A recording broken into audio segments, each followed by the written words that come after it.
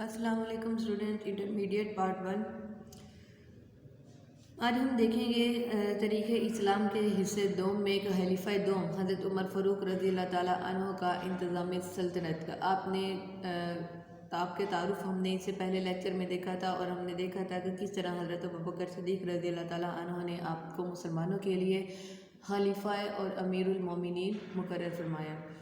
اب دیکھتے ہیں کہ حضرت عمر فاروق رضی اللہ تعالیٰ عنہ نے اپنا انتظام سلطنت کس طرح سے چلایا۔ یہ وہ انتظام سلطنت تھا جس کی آج پوری دنیا میں، چاہے وہ یورپین کنٹریز ہوں یا پھر اسلامک کنٹریز ہوں، ہر ایک کو اس بات پر ان پر واضح ہو چکی ہے کہ اگر انہوں نے اپنے ملک کی ترقی سیاسی لحاظ سے اور معاشی لحاظ سے کرنی ہے تو انہیں حضرت عمر فاروق رضی اللہ تعالیٰ عنہ نے جو نظام حکومت اللہ تعالیٰ اور نبی اکرم صلی اللہ علیہ وسلم کے احکامات کے مطابق چلا کر دکھایا تھا، انہیں بھی وہی نظام حکومت اپنانا ہوگا۔ تاریخ اس بات کی گواہ ہے، اور آج بھی تاریخ اس بات کی گواہی دینے کو تیار ہے کہ حضرت عمر فاروق رضی اللہ تعالیٰ عنہ نے اسلام کے احکامات کے مطابق جو نظام حکومت چلا کر ہمیں دکھایا تھا، اگر آج کے دور میں ہم نے پھر سے عروج پانا ہے تو ہمیں وہی نظام حکومت جو ہے چلانا ہوگا، اسی نظام حکومت کی ہمیں تقلید کرنی ہوگی۔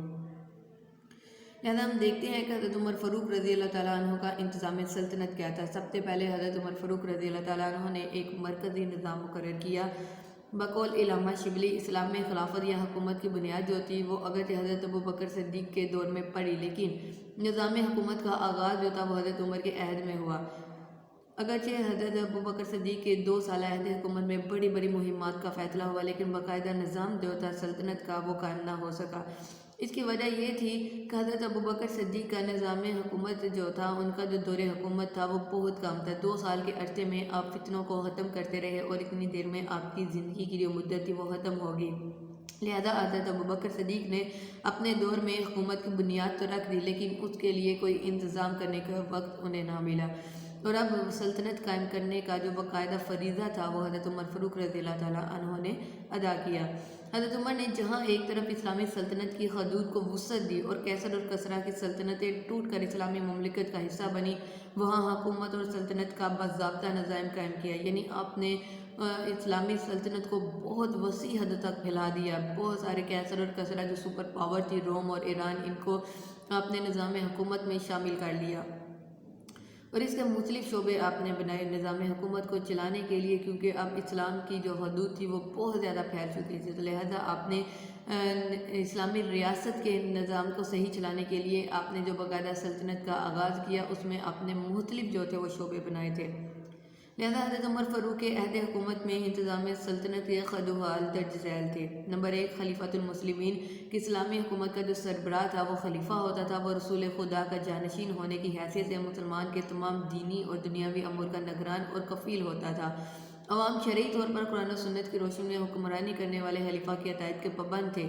خلیفہ اپنے آپ کو اللہ تعالیٰ اور عوام کے سامنے جواب دہ تصور کرتا تھا، لیکن امور مملکت میں اس کا فیصلہ حتمی تصور کیا جاتا تھا، یعنی مملکت امور کے مطابق قرآن اور سنت کے مطابق وہ جو بھی فیصلہ کرتا تھا وہ آخری فیصلہ ہوتا تھا، اس کے اوپر کوئی دوسرا اپنا فیصلہ نہیں سنا سکتا تھا۔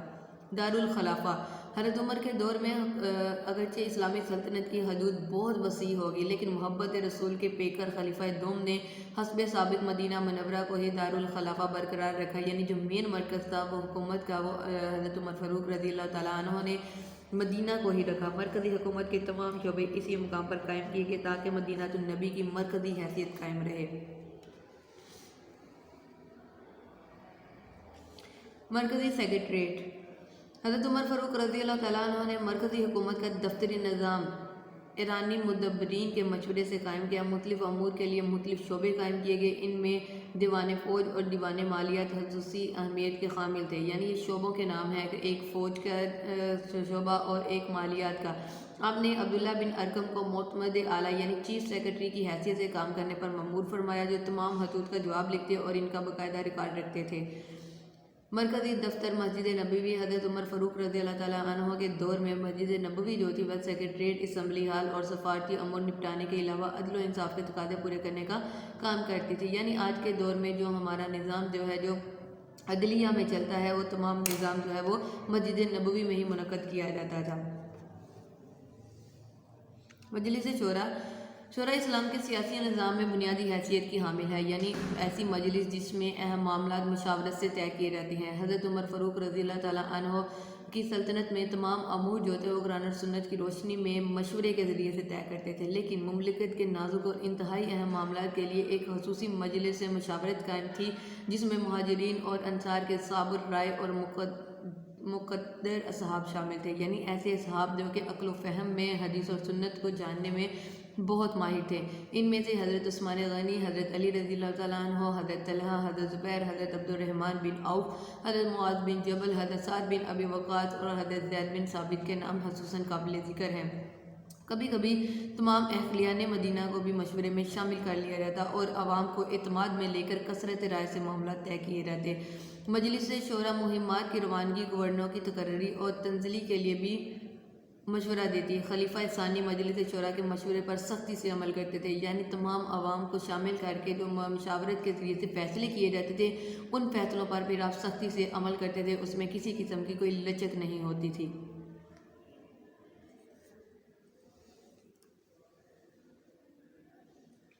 اس کے بعد آپ نے صوبائی نظام حکومت مقرر کیا۔ حضرت عمر فاروق صوبوں کی تقسیم آپ نے سب سے پہلے کی، کیونکہ نظام حکومت سلطنت جو تھی وہ بہت وسیع ہو گئی تھی، لہذا حضرت عمر فاروق نے اپنے دور میں انتظامی سہولت کو دیکھتے ہوئے، یعنی انتظامات کو اچھی طرح سے چلانے کے لیے اسلامی سلطنت کو 11 صوبوں میں تقسیم کیا۔ مکہ مکرمہ، مدینہ منورہ، شام، جزیرہ، بصرہ، کوفہ، مصر، فلسطین، فارس، خراسان اور آذربائیجان، ہر صوبے کو ولایت کہا جاتا تھا۔ صوبائی حکومت کے اہم عہدیدار یہ تھے: والی، کاتب، کاتب دیوان، صاحب الخراج، خداس، قاضی القضاء اور فوجی یا پھر میر منشی۔ یہ اس وقت کے نام تھے۔ آج کے دور میں والی جو ہوتا ہے اس کو گورنر کے نام سے جانا جاتا ہے۔ کاتب یعنی جو حساب کتاب لکھنے والا ہوتا ہے اس کو سیکرٹری کہتے ہیں۔ کاتب دیوان یعنی اکاؤنٹنٹ جنرل جو آگے سے اکاؤنٹ کا تمام کام دیکھتا ہے اس کو کاتب دیوان کہا جاتا تھا۔ صاحب الخراج ناظم مالیات یعنی جو بھی مالیات آتے ہیں ان کا حساب کتاب لگانا۔ حداث یعنی پولیس آفیسر۔ قاضی القضاء یعنی چیف جسٹس، ہمارے جج وغیرہ۔ ہر صوبے میں بہت سے اضلاع ہوتے تھے، ہر ضلع میں افسر خزانہ اور قاضی کا تقرر ہوتا تھا۔ حکام کا تقرر: حضرت عمر ضلعی اور صوبائی حکام کے تقرر میں بڑی احتیاط سے کام لیتے تھے۔ رنگ و نسل اور حسب و نسب کا لحاظ کیے بغیر لائق ترین اور متقی افراد کو اہم عہدوں پر مقرر کیا جاتا تھا۔ جب بھی کسی عامل کا تقرر ہوتا تو اس کی منقولہ وغیرہ اور غیر منقولہ جائیداد کا ریکارڈ محفوظ کر لیا جاتا۔ دوران ملازمت اگر اس کے مال اور جائیداد میں اضافہ ہوتا تو اس سے اس کے بارے میں سوال کیا جاتا۔ تقرری کے وقت عامل کو ایک پروانہ دیا جاتا جس میں اس کے اختیارات یعنی ایک پیپر دیا جاتا جس کے اوپر اس کے فرائض لکھے جاتے۔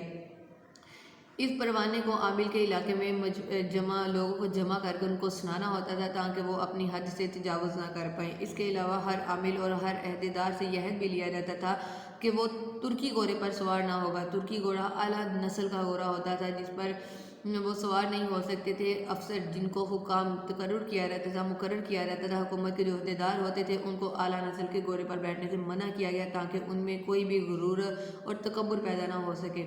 وہ باریک کپڑا نہیں پہنے گا، وہ دروازے پر دربان کھڑا نہیں کرے گا، یعنی جو عہدیدار ہے، جو حکومت کا افسر ہے، وہ اپنے دروازے پر کوئی بھی چوکیدار وغیرہ یا کوئی بھی محافظ کھڑا نہیں کرے گا۔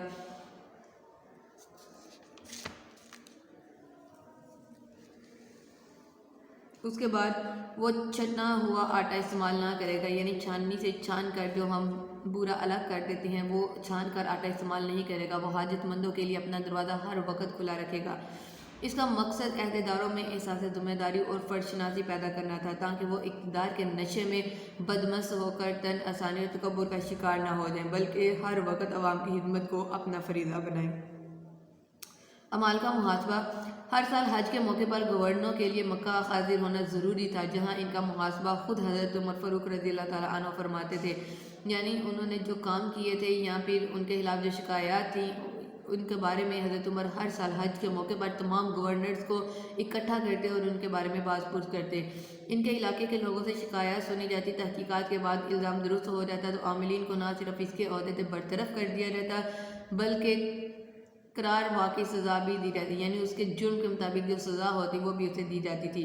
ایاز بن غنم کو باریک کپڑے پہننے پر سزا دی۔ حضرت سعد بن ابی وقاص کو वकास की ड्यूटी गिरा दी। हज़रत उमर बिन अलास के बेटे ने एक मुसलमान को बिला जवाज़ कोड़ा मारा तो इसे अपने सामने यही सज़ा दिलवाई और फरमाया, इनकी माओं ने इनको आज़ाद जना है, तुमने कब से इन्हें ग़ुलाम बना लिया है।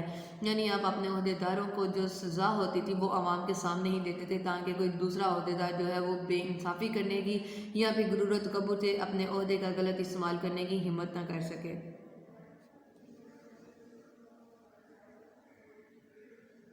अदालती निज़ाम। आज़ाद अदलिया। इब्तिदा में बाद इंतज़ामी दुश्वारियों के बायस कुछ अरसे तक इंतज़ामी और अदालती शोबे यकजा रहे, लेकिन जब निज़ाम सल्तनत कायम हुआ तो अदलिया को इंतज़ामिया से अलग कर दिया गया। इंतज़ामिया वो इदारा था जो कि कानून मुल्क में लागू करता था। अब अदलिया वो इदारा था जो कि अदल इंसाफ यानी गलत और सही का फ़ैसला करता था। तो हज़रत उमर फ़ारूक रज़ी अल्लाह ताला अन्हु ने इन दोनों शोबों को अलग कर दिया। खलीफा ख़ुद अदलिया का निगरानी आला होता था, यानी आप जो खलीफा वक्त था अमीरुल मोमिनीन थे वो खुद अदलिया के जो फ़ैसले थे उनकी निगरानी करता था। तमाम अज़ला में अदालतें कायम की गई और इनमें नेक, मुत्तकी, आदिल और माहिर कानून अफराद को बतौर काजी यानी जज मुकर्रर किया गया। अदलिया का ही एक शोबा इफ्ता के नाम से मौजूद था जो लोगों के दीनी मसाइल और इस्लामी कवानीन की वजाहत करता था। कादियों को माकूल तनख्वाह दी जाती थी ताकि रिश्वत का रवाज पैदा न हो। ईवान अदालत में अदना और आला, अमीर और गरीब सब बराबर थे, कोई भी कानून की गिरफ्त से बच नहीं सकता था। कोई जुर्म करता तो चाहे वो अमीर हो, गरीब हो, किसी भी नस्ल से ताल्लुक़ रखता हो या किसी भी ओहदे से हो, उसको जो एक शरीयत में उसके लिए सज़ा मुकर्रर थी वो लाजमी तौर पर उसे दी जाती थी। माली निज़ाम। बैतुल माल का क़याम किया आपने। अहद फ़रूकी से पहले मालियात कोई बाकायदा शोबा मौजूद ना था। हज़रत उमर फ़ारूक रज़ियल्लाहु ताला अन्हु ने मजलिस शूरा के मशवरे से मदीना मुनव्वरा में मरकज़ी बैतुल माल कायम किया। हर सूबे और ज़िले में इसकी शाखें कायम की। बैतुल माल से सरकारी मुलाजमीन और फ़ौजियों की तनख्वाहें दी जाती थी। इसके अलावा हाजतमंदों को यानी जो ज़रूरतमंद थे उनके वजीफ़े भी दिए जाते थे। मरकज़ी दारुल खलाफा में बैतुल माल की अमारत नहायत वसी थी। हज़रत अब्दुल्ला बिन अरकम को अफसर ख़जाना यानी ख़जानची मुकर्रर किया गया। सूबे अखराजात के बाद बचत मरकज़ी बैतुल माल में जमा कराते थे। इस्लामी सल्तनत की आमदनी के अहम ज़राए दर्ज थे, यानी इस्लामी सल्तनत में आमदनी कहाँ से आती थी, किस तरह से तरक्याती मनसूबे और ये वजीफ़े हाजतमंदों के लगाए जाते थे।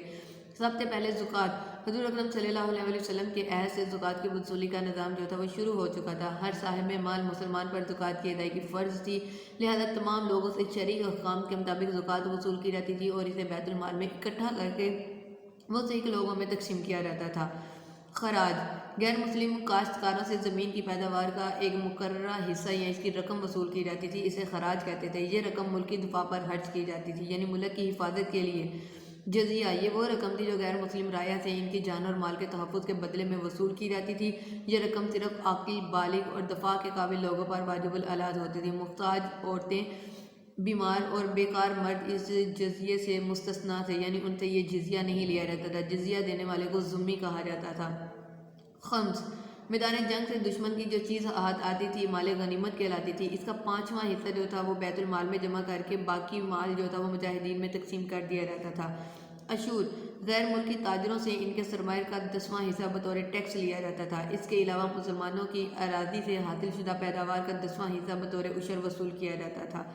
ज़मीन। वो ज़मीन जो इस्लामी रियासत की मलकियत थी, इसकी आमदनी भी बराह रास्त बैतुल माल में जमा कराई जाती थी, यानी जो इस्लामी रियासत की मलकियत थी उसके ऊपर जो भी आमदन होती थी, जो भी काम होता था, उसके तमाम पैसे बैतुल माल में जमा होते थे। ये था बैतुल माल का निज़ाम, जिसमें आमदनी जो थी ज़कात, हराज, जजिया, खमस, अशूर और इस्लामी सल्तनत की ज़मीनों के ज़रिए आती थी।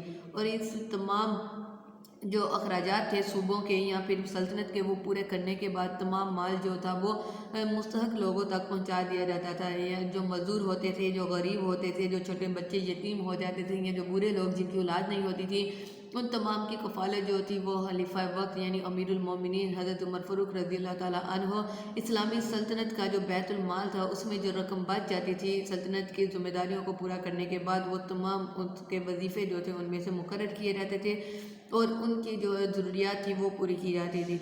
ये हज़रत उमर फ़ारूक रज़ियल्लाहु ताला अन्हु बयान करते थे कि अगर मेरी अहद में यानी मेरी हुकूमत में एक कुत्ता भी दरिया दजला के करीब भूखा मर जाता है तो उमर उसका भी जवाबदेह है। यही वजह है कि हज़रत उमर फ़ारूक रज़ियल्लाहु ताला अन्हु रातों को उठ कर पूरी गलियों में गश्त करते थे ताकि लोगों को किसी चीज़ की ज़रूरत हो तो वो खुद उन तक पहुँचा सकें। تاریخ میں ہم بہت سارے واقعات جو ہیں وہ حضرت عمر فاروق رضی اللہ تعالیٰ عنہ کے اس نظام کے حوالے سے دیکھتے ہیں کہ حضرت عمر فاروق کس طرح راتوں کو اٹھ کر گلیوں میں گشت کرتے تھے. کبھی بچے جو بھوکے رو رہے تھے ان کو کھانا پہنچاتے، تو کبھی کوئی بری عورت جو تھی وہ اپنے گھر میں اناج سے فارغ ہو کر بیٹھی ہوتی، اس کے گھر میں اناج نہ ہوتا تو آپ خود اناج کی بوریاں اٹھا کر اس کے گھر میں پہنچاتے. تو یہ تھا وہ حضرت عمر فاروق رضی اللہ تعالیٰ عنہ کا مالی نظام. اتنا اچھا آپ نے مالی نظام چلایا کہ آپ کے ہی دور میں ایک وقت ایسا بھی تھا کہ مسلمان زکوٰۃ دینے کے لیے گھر سے نکلتے تھے اور انہیں کوئی بھی غریب مسلمان نہیں ملتا تھا جس کو وہ زکوٰۃ دے سکیں. اس کے بعد آپ نے انتظامی ادارے بنائے، یعنی اپنی سلطنت کو نظام کو چلانے کے لیے آپ نے ادارے جو تھے وہ مقرر کیے. سب سے پہلے آپ نے محکمہ پولیس بنایا. حضرت عمر فاروق رضی اللہ تعالیٰ عنہ نے عرب میں پہلی دفعہ یہ محکمہ قائم کیا. پولیس کے افسر کو صاحب الاحداث کہا جاتا تھا. محکمہ پولیس کا کام قیام امن اور شہریوں کی جان مال کی حفاظت کے علاوہ لوگوں کو کم تولنے، شراب کی خرید و فروخت، ناجائز تعمیرات کی روک تھام اور جانوروں پر ظلم سے روکنا تھا. یہ محکمہ شرطہ کہلانے لگا. آج کے بھی دور میں اگر آپ سعودی عرب میں جائیں تو وہاں پر جو پولیس ہوتی ہے آپ کے معاملات کو دیکھنے کے لیے اس کو شرطہ کہا جاتا ہے. تو اس وقت میں محکمہ پولیس کو جو تھا وہ شرطہ کہلانے لگا، اور اس کے تمام کام یہ تھے کہ ملک میں یا پھر شہر میں ہونے والے جتنی بھی بد امنی کے کام ہیں ان کی روک تھام کی جائے.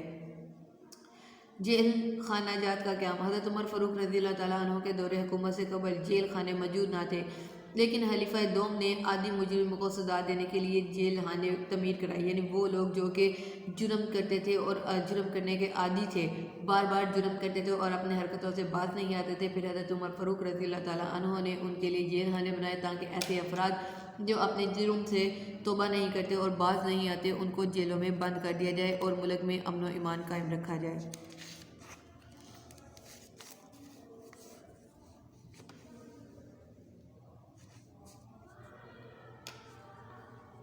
اس کے بعد محکمہ ڈاک.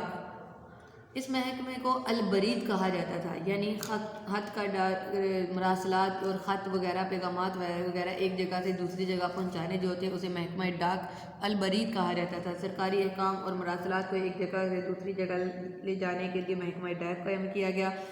جلد ڈاک منزل مسوق تک پہنچانے کے لیے تیز رفتار گھوڑے اور اونٹ مہیا کیے گئے.